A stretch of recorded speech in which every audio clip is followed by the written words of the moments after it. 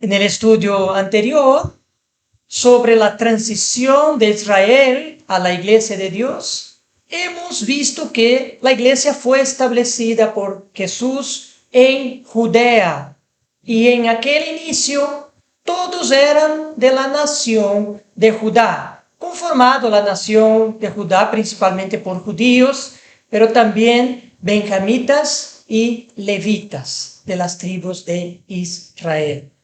El estudio bíblico anterior sobre esa transición de Israel a la Iglesia de Dios fue una introducción muy importante sobre la historia de la Iglesia. Y vamos a continuar desarrollando ese tema a partir de los orígenes del cristianismo. Hoy vamos a abordar la organización de los judíos en tiempos de Jesús. Eso es muy importante porque así nos trae el conocimiento de cómo estaban organizados los judíos en tiempos de Jesús para que entendamos aspectos de la predicación de Jesús y los inicios de la Iglesia de Dios.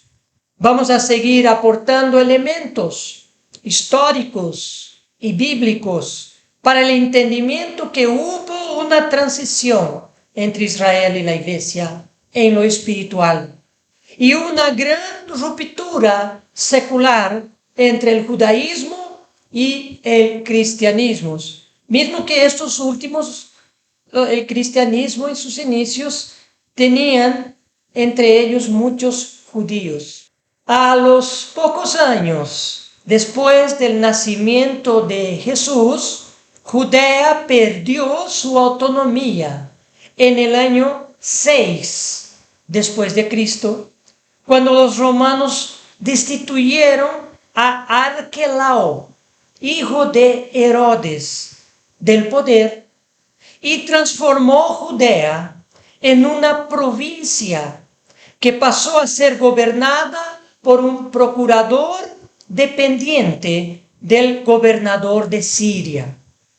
Estaba compuesta Judea por las regiones de Galilea, Samaria y Judea, propiamente dicho. Algunos historiadores incluyen también a Perea y a Idumea. Durante su ministerio, Jesús recogió los pueblos y aldeas de Judea, de Galilea y Samaria. Lucas, capítulo 17, versículo 11. Yendo Jesús a Jerusalén, pasaba entre Samaria y Galilea.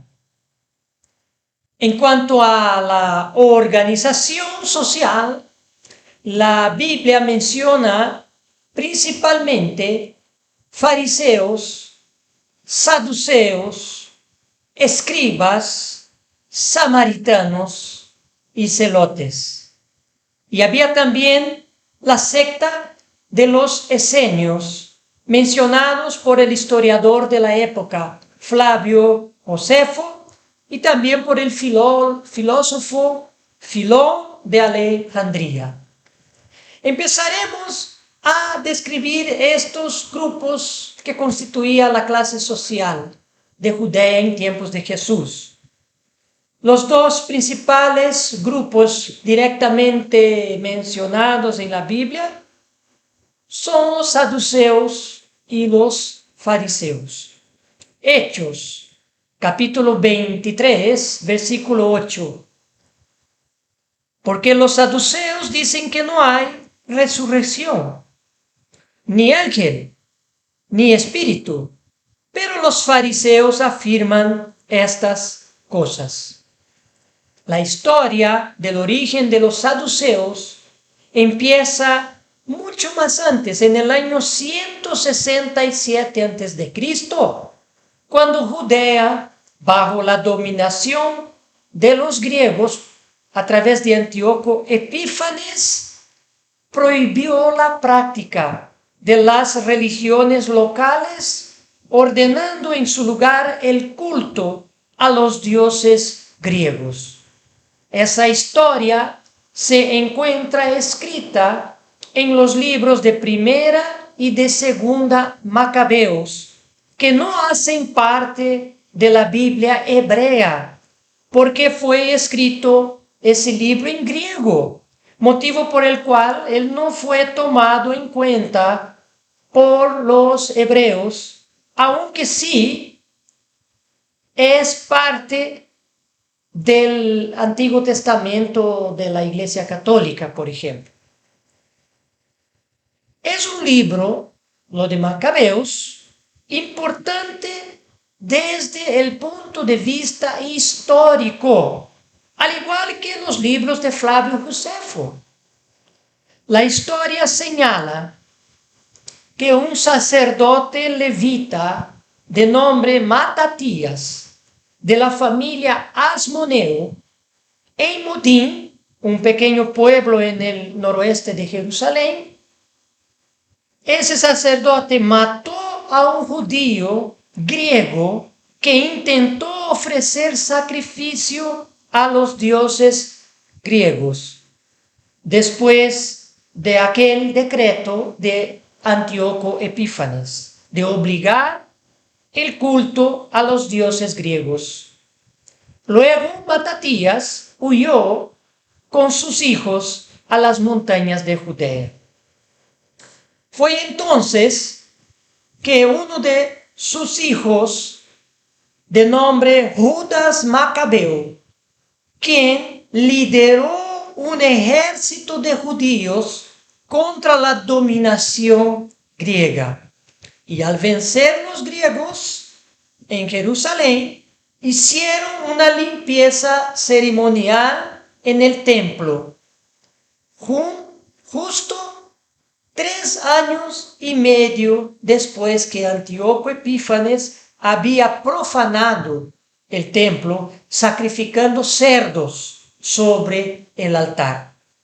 Los judíos hasta hoy celebran la purificación del templo por los macabeos con la fiesta de las luces, también conocida como Hanukkah. Al recuperar el templo, Jonatán Macabeos fue nombrado sumo sacerdote, sin ser este descendiente de Sadoque, el primer sumo sacerdote bajo Salomón. Sin embargo, la lucha contra los griegos perduró 33 años y en su final, con la victoria de los ejércitos de los macabeos, que es el ejército judío, ellos, los macabeos, se autonombraron rey de Judá en el año 134 a.C., asumiendo el trono Juan Hircano I, nieto de Matatías. Los sacerdotes del templo se opusieron, diciendo que el rey necesariamente tenía que ser de la dinastía de David. Y lo que pasó es que los vencedores sacaron todos los sacerdotes del templo y nombraron los suyos en lugar de ellos, terminando así con la oposición y persiguiendo a los que se les resistieron. Los saduceos en el templo de Jerusalén eran de las familias más ricas de Judea, que dominaban a la nación porque eran familias aliadas del Imperio Romano y buscaban poder. Y saduceos es el nombre que se dio o que fueron conocidos justamente estos pseudo sacerdotes colocados por los macabeos, de la misma familia de los macabeos, cuando terminó la revuelta contra los griegos. Ahora, sobre los fariseos, Ellos se originaron varios siglos antes y está relacionado con el surgimiento de las sinagogas, lugares de reunión y oración de los judíos fuera del templo. Hechos, capítulo 15, versículo 21. Porque Moisés desde tiempos antiguos tiene en cada ciudad quien lo predique en las sinagogas, donde es leído cada día de reposo. El texto da a entender que las sinagogas existían desde los tiempos de Moisés. Como concepto, es muy probable que sí, porque siguiendo el consejo de su suegro Jetro, Moisés organizó quienes le ayudarían a juzgar el pueblo. Éxodo, capítulo 18, versículo 25. Escogió Moisés varones de virtud de entre todo Israel y los puso por jefes sobre el pueblo, sobre 1000, sobre 100, sobre 50 y sobre 10. Sin embargo, lugares de reunión y oración alternativo al templo aparentemente surgió en tiempos de la reforma del rey Josías del año 621 a.C. Josías, el rey de Judá, quien centralizó el culto en Jerusalén. La necesidad surgiría de los judíos alejados de Jerusalén, que no hacían o no podían hacer el culto con sacrificios de animales, reservado al templo con los sacerdotes.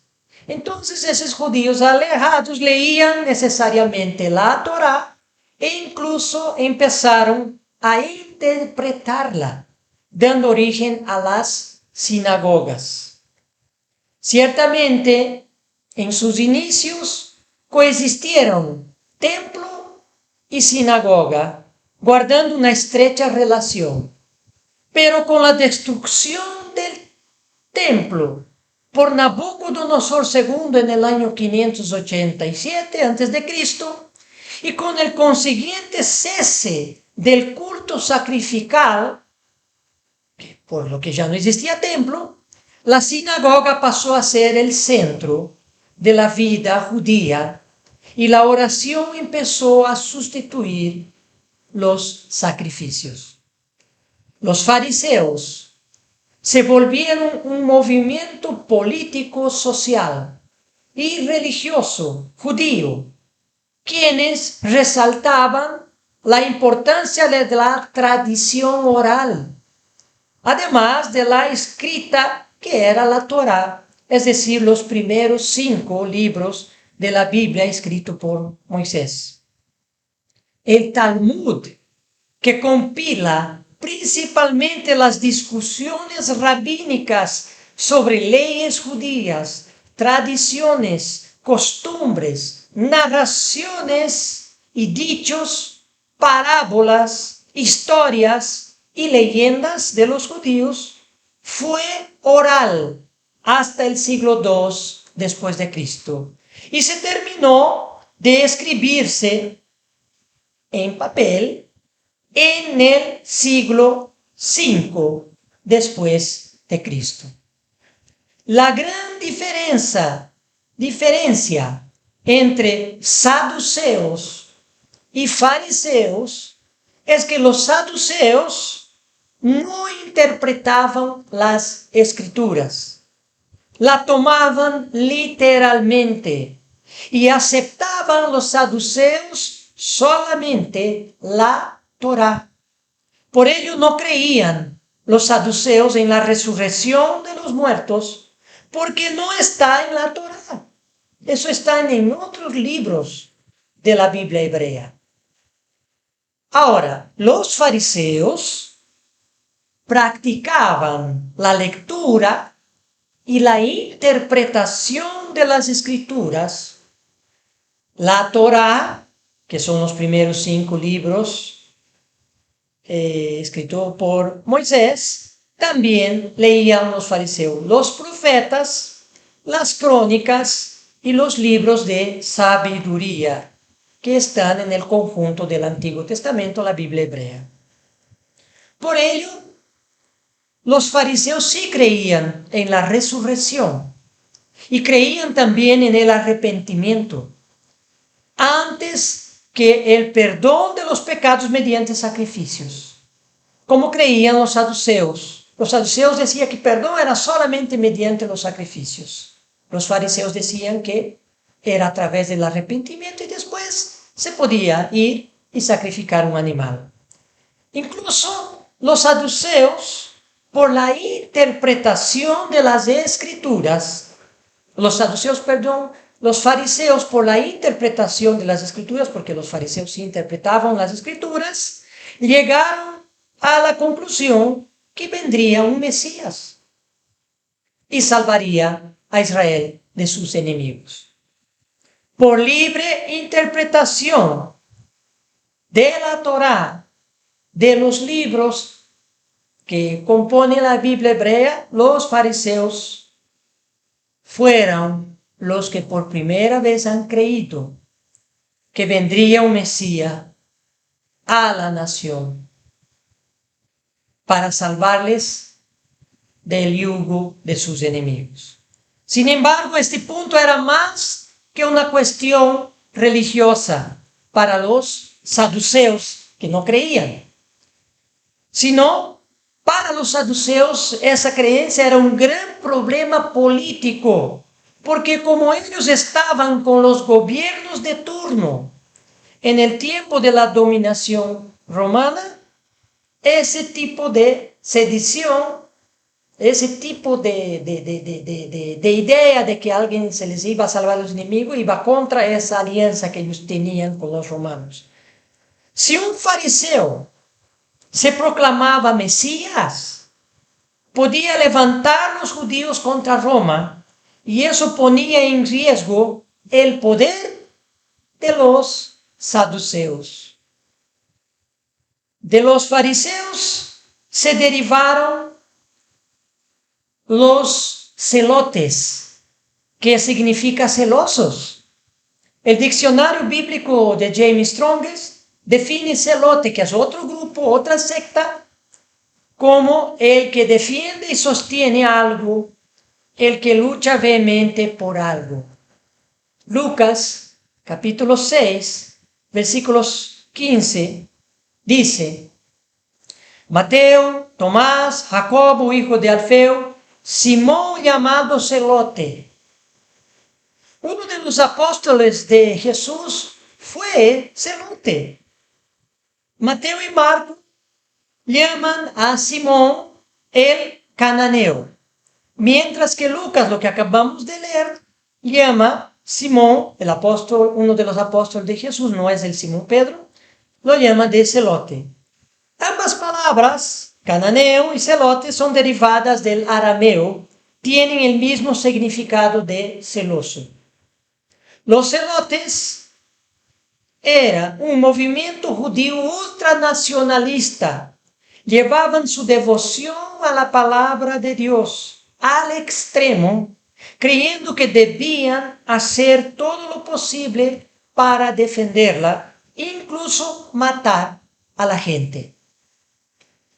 La información de los celotes proviene del historiador de la época, Flavio Josefo. Los celotes aparecieron en el siglo I, cuyos fundadores fueron Judas de Galilea y Sadoque el fariseo, inspirado en la revuelta de los macabeos contra los griegos, historia que ya hemos contado. Los celotes provocaron varias rebeliones violentas contra el Imperio Romano. La más memorable culminó con la destrucción del Templo de Jerusalén en el año 70 de nuestra era. Barrabás, en el juicio de Pilatos contra Jesús, era celote, lo que se deduce por sus acciones. Marco, capítulo 15, versículo 7. Y había uno que se llamaba Barrabás, preso con sus compañeros de motín, que habían cometido homicidio en una revuelta. Pertenecía Barrabás a un grupo violento y fue preso en medio de una revuelta. Por lo tanto, se evidencia su pertenencia a la secta de los celotes que tomaban acciones con sus propias manos. No era cualquier preso, Barrabás, un ladrón, un asesino común. Pues Mateo dice claramente, Mateo capítulo 27, versículo 16, sobre Barrabás. Y tenían entonces un preso famoso llamado Barrabás. Ladrones y asesinos normalmente no logran simpatía del pueblo. Pero este Barrabás era más que eso. Estaba organizado y se amotinó contra el enemigo del pueblo, contra los romanos. Los evangelios son bien claros al afirmar que Pilatos sabía el verdadero motivo por el cual Jesús le fue entregado. Marco capítulo 15, versículo 10. Porque conocía, hablando de Pilatos, que por envidia le entregaron a Jesús los principales sacerdotes. Una vez más, esos sacerdotes se refiere a los saduceos. Ellos eran los saduceos, quienes ilegítimamente, desde los tiempos de los macabeos, eran ellos los sacerdotes del templo. Y Pilatos vio una manera de soltar a Jesús, pero no contaba con las astucias de estos sacerdotes saduceos. En el Nuevo Testamento, escrito en griego, hay muchas frases y palabras en arameo, y casi todas relacionadas con Jesús, quien hablaba arameo de origen. En Mateo 27, versículo 21, leemos: y respondiendo el gobernador, estamos hablando de Pilatos, les dijo: ¿a cuál de los dos queréis que os suelte? Y ellos dijeron: a Barrabás. Es curioso que el nombre Barrabás es de origen caldeo, es decir, un nombre en arameo, Bar-Abas, que significa hijo del padre. Ian Maccoby, un especialista en el estudio de la tradición religiosa cristiana y judía, propuso la teoría de que Bar-Abba era el apodo que daban a Jesús, que comenzaba siempre sus oraciones con la palabra Abba, Padre.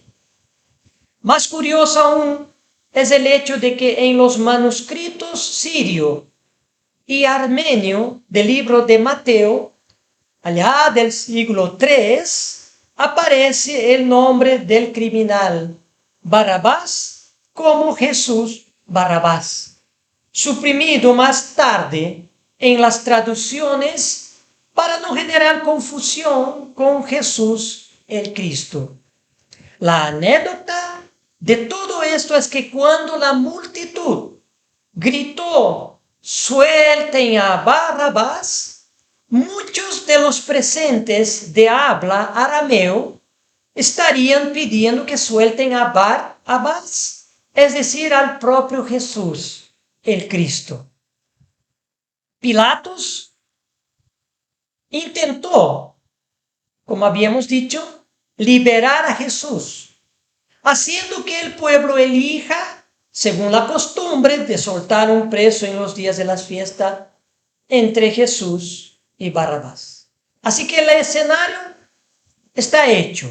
De un lado, un ladrón y asesino en la visión de Roma, de Pilatos, pero que al final resultó en un personaje que tenía la admiración del pueblo subyugado por los romanos.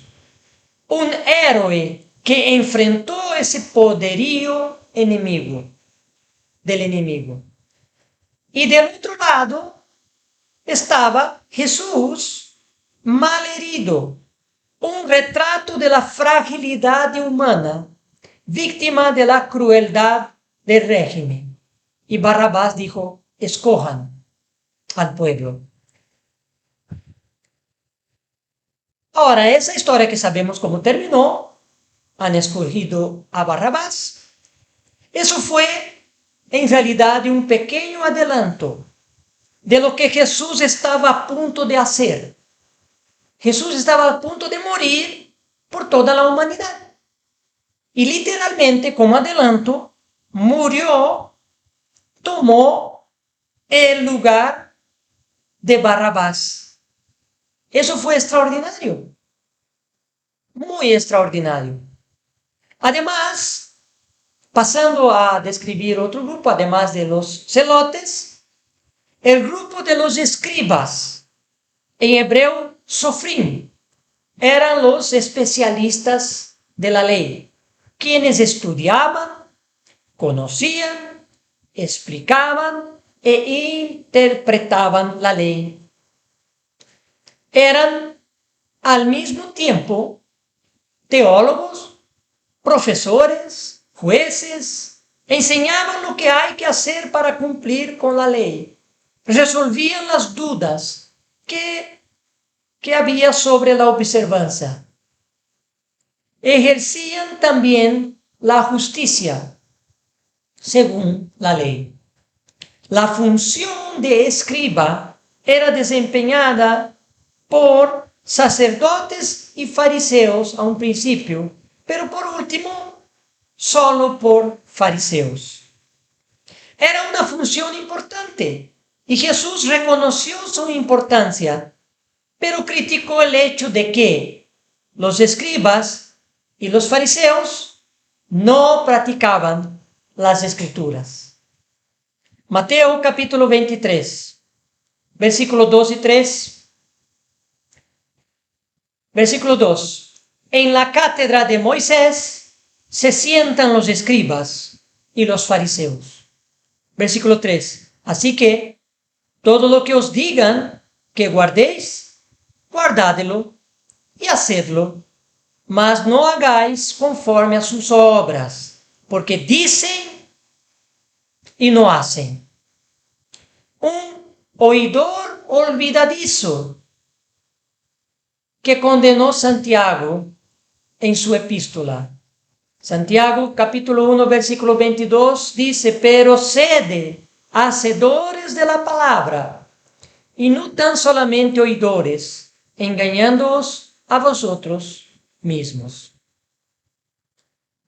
Otro grupo recurrente en la Biblia, en los evangelios, son los samaritanos.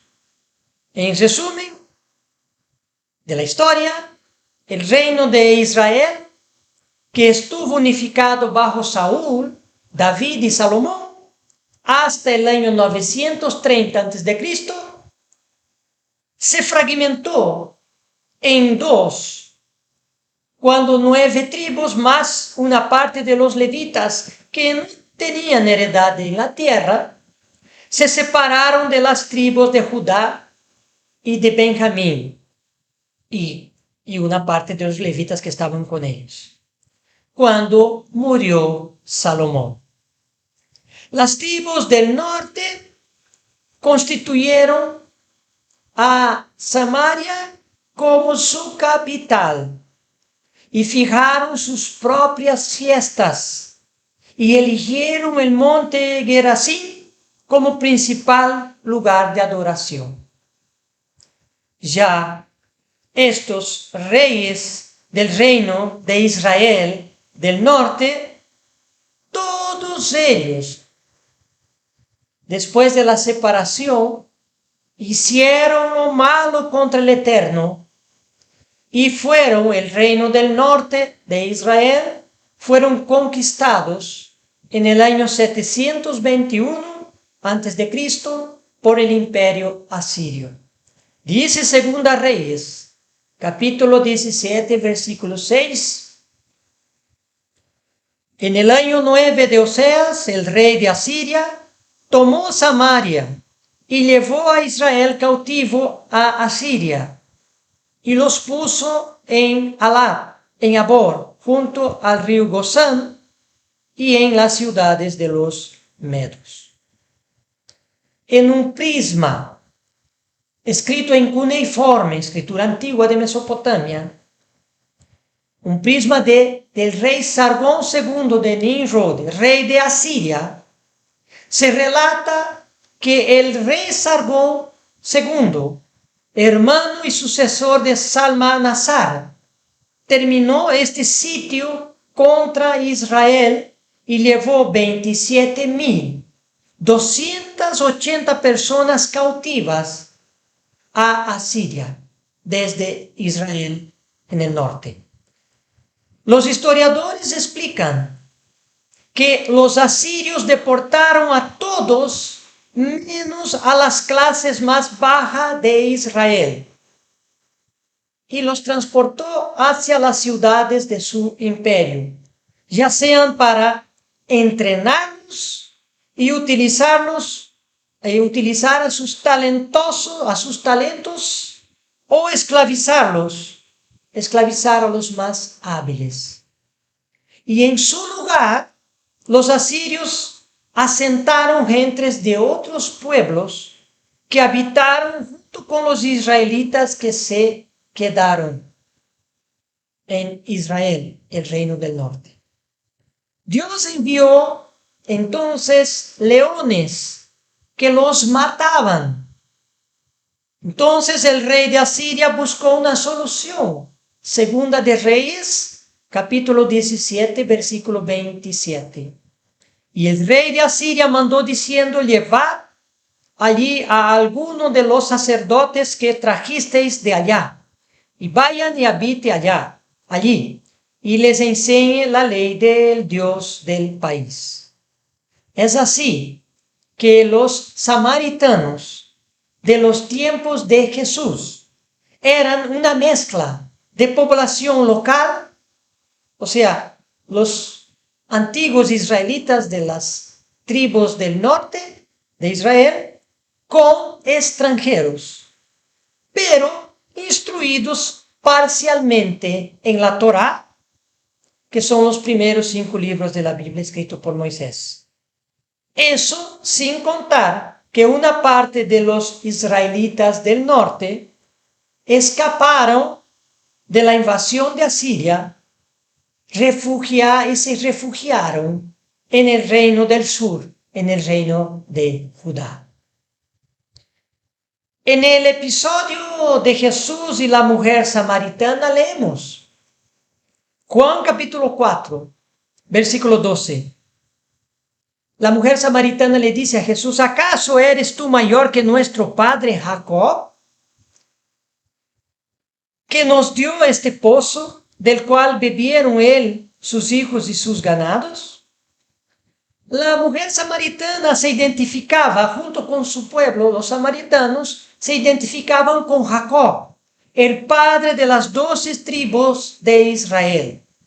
Y la mujer también le dijo a Jesús, en Juan capítulo 4, versículo 20, nuestros padres adoraron en este monte, y vosotros decís que en Jerusalén es el lugar donde se debe adorar.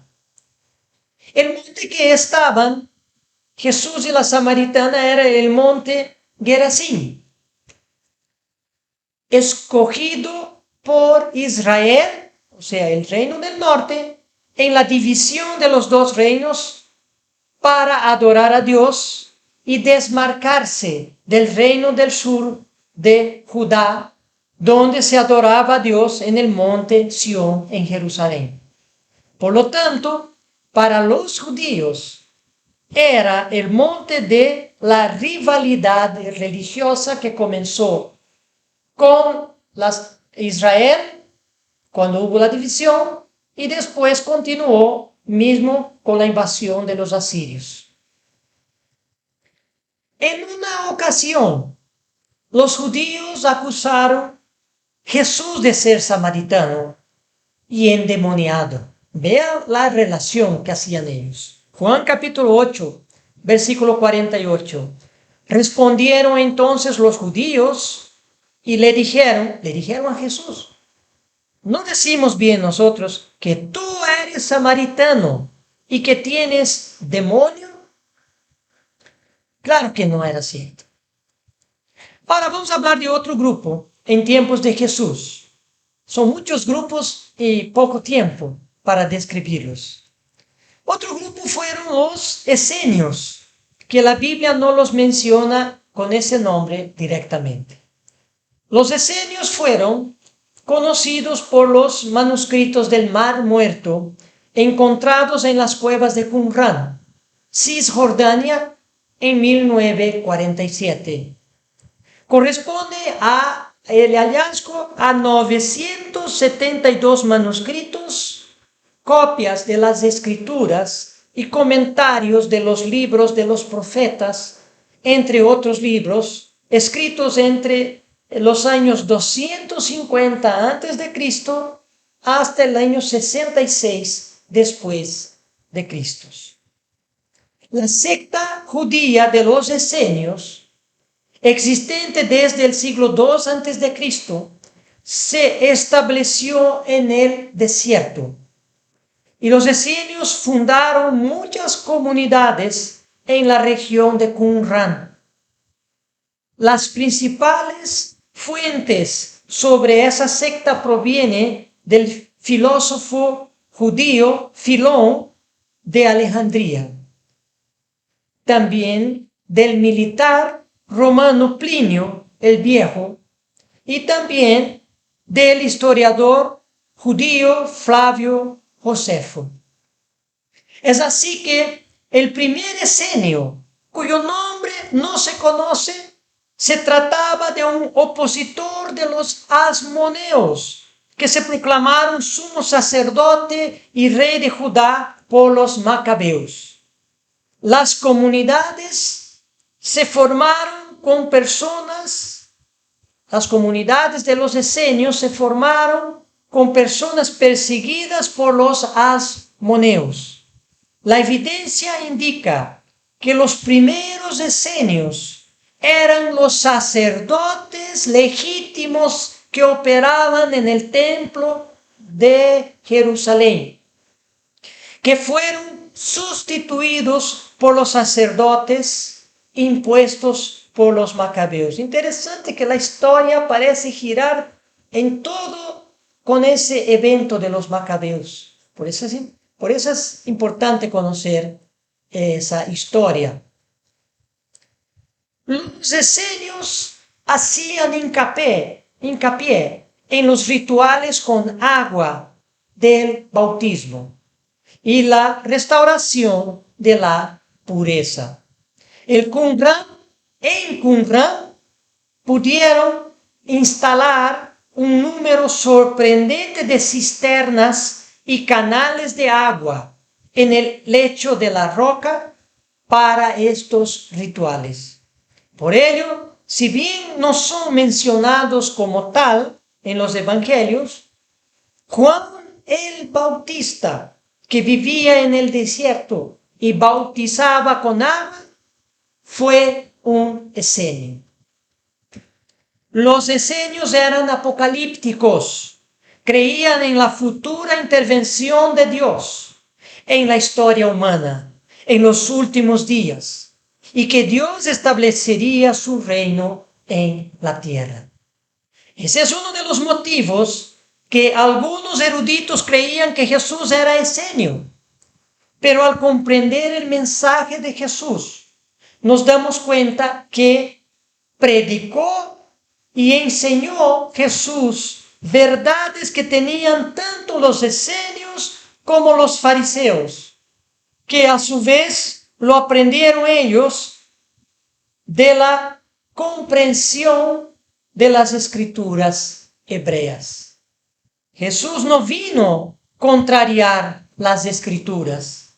Lo revelado a sus seguidores antes de su venida, o de los seguidores de la palabra de Dios antes de su venida, fueron parte de las enseñanzas del propio Jesús. Además de que Jesús también trajo comprensión de la dimensión desconocida de la ley de Dios, los aspectos espirituales. Mateo capítulo 5, versículos 17 y 18. Jesús dijo, versículo 17, no penséis que he venido para abrogar la ley o los profetas. No he venido para abrogar, sino para cumplir. Versículo 18, porque de cierto os digo que hasta que pasen el cielo y la tierra, ni una jota, ni una tilde pasará de la ley, hasta que todo se haya cumplido. Y la recomendación de Jesús a los mismos judíos fue bastante clara, de que sigan estudiando las Escrituras, porque ellas hablan de Él, de lo que Él vino a hacer y del establecimiento del glorioso reino de Dios.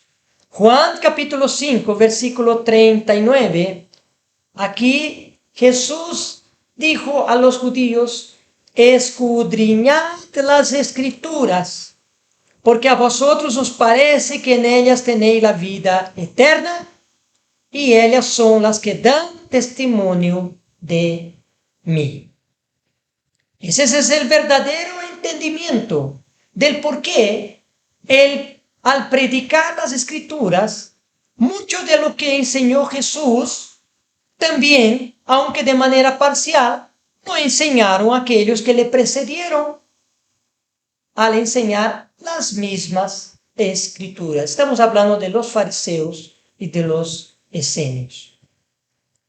De los 4 principales grupos que existían en los tiempos de Jesús, de hecho, Él no tuvo absolutamente nada que ver, Jesús, con los saduceos, que a pesar de no ser ellos los legítimos sacerdotes, los saduceos también eran materialistas, buscaban el poder y eran totalmente corruptos.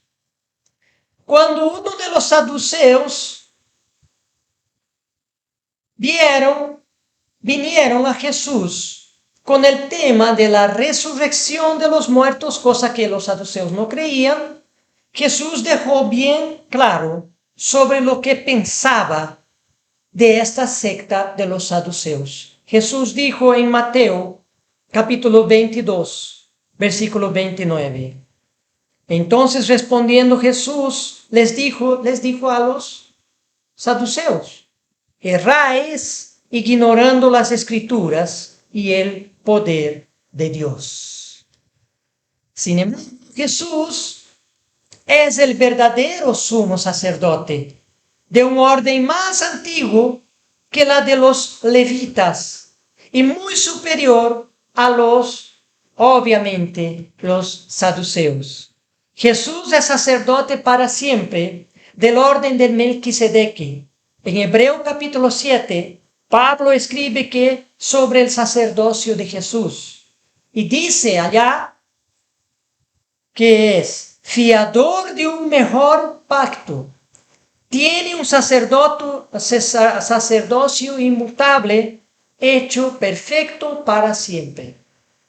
Y si leemos Hebreo capítulo 7, versículo 26, aquí tenemos más información.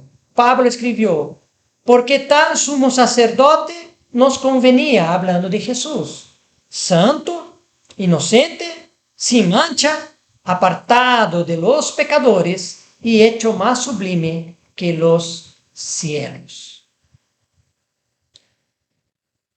Y mucho menos Jesús se acercaba a la secta de los celotes, quienes vivían por la violencia y acabaron colaborando para la ruina de la nación de Judá y la destrucción del templo en Jerusalén por los romanos. Cuando Pedro dio una de celote, se le salió el celote por ocasión del arresto de Jesús, atacando a un siervo del sumo sacerdote, cortándole la oreja con su espada, Jesús dijo, Mateo capítulo 26, versículo 52, entonces Jesús le dijo, vuelve tu espada a su lugar, hablando a Pedro, porque todos los que tomen espada, a espada perecerán. Pero Jesús tenía afinidad con los esenios, por ejemplo, y también tenía afinidad con los fariseos. Estos últimos para nada eran homogéneos, pues los maestros fariseos, por ejemplo, conocidos como rabinos, fundaban sus propias comunidades y hacían sus propias interpretaciones del Torá. Así que había ciertas líneas de entendimiento diferentes entre ellos. Aún queda un grupo más que hacía parte de la dinámica social en tiempos de Jesús, que eran los publicanos. Pese que se trataba de los cobradores de impuestos para el régimen de Roma, los que ocupaban estos cargos en Judea eran mayormente judíos. Roma calculaba los impuestos que se podían cobrar en un distrito o zona y arrendaba o licitaba una cantidad a algunos judíos importantes. El que conseguía quedarse con el arriendo o la licitación procedía a cobrar los impuestos a la gente.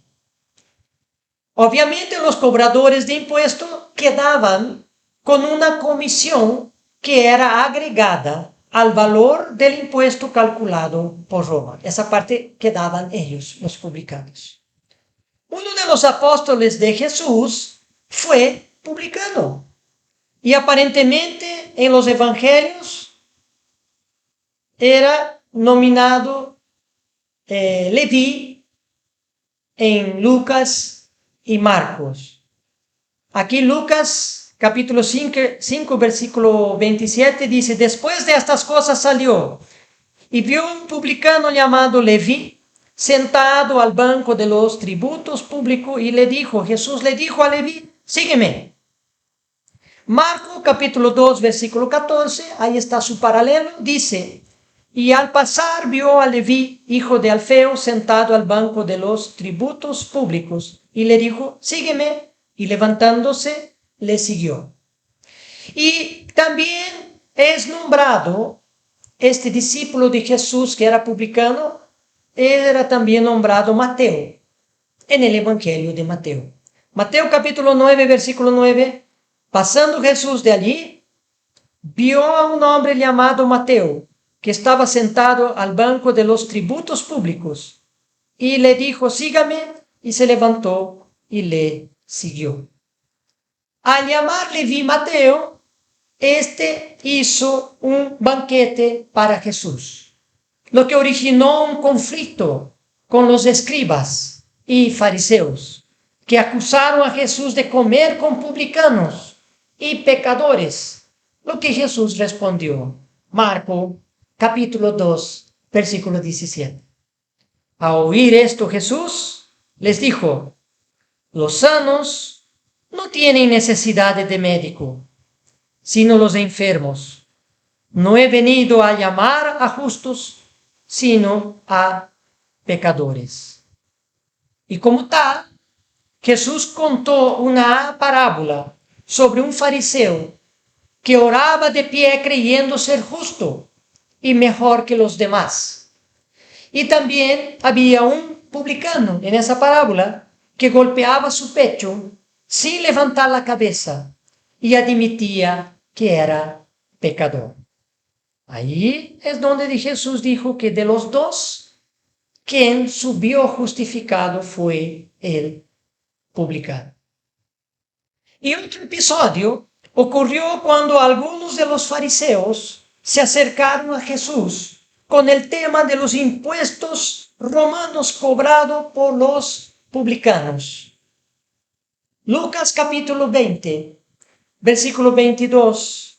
Dijeron los judíos a Jesús, le preguntaron, ¿no es lícito dar tributo a César o no?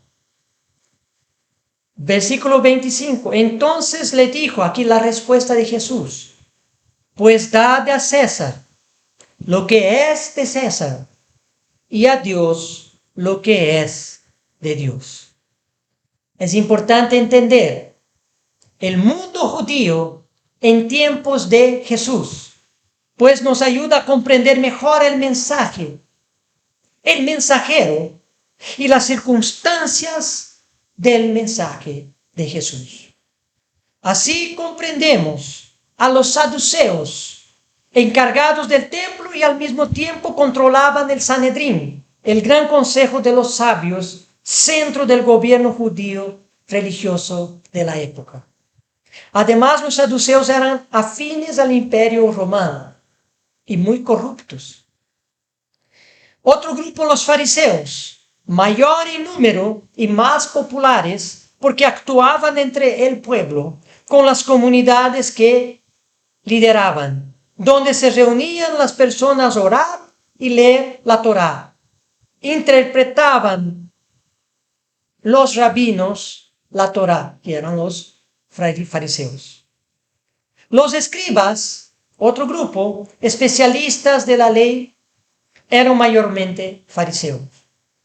Del grupo de los fariseos surgió también los ultranacionalistas llamados celotes, que se oponían con la fuerza contra los romanos.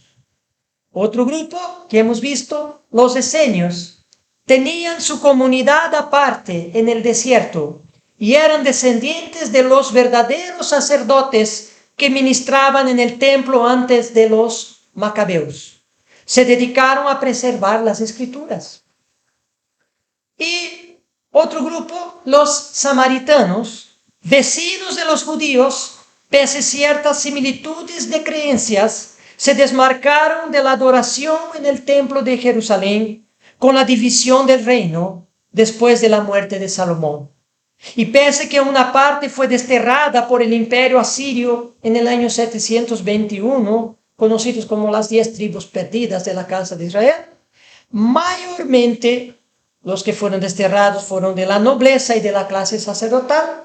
La mayoría de la clase baja del pueblo de Israel se quedó en el mismo sitio y se mezcló con los pueblos que trajo los asirios, principalmente a la región de Samaria. Finalmente, el último grupo que hemos visto en el estudio bíblico de hoy, los publicanos, los odiosos cobradores de impuestos de Roma, que en Judea generalmente eran judíos los que hacían esa función. Entre los discípulos de Jesús había un ex publicano, Mateo Leví, y un ex celote, Simón, no el Simón Pedro, ¿eh? Y más tarde, un fariseo se incorporó en el discipulado de Jesús. Un fariseo de la tribu de Benjamín se volvió uno de los más importantes apóstoles de Jesús, de quien hablaremos más adelante en uno de los estudios bíblicos que siguen. Saulo de Tarso estamos hablando, más conocido como el apóstol Pablo. Iremos intercalando historia y teología en esta fase de estudios bíblicos que estamos abordando sobre los orígenes del cristianismo y la historia de la Iglesia de Dios.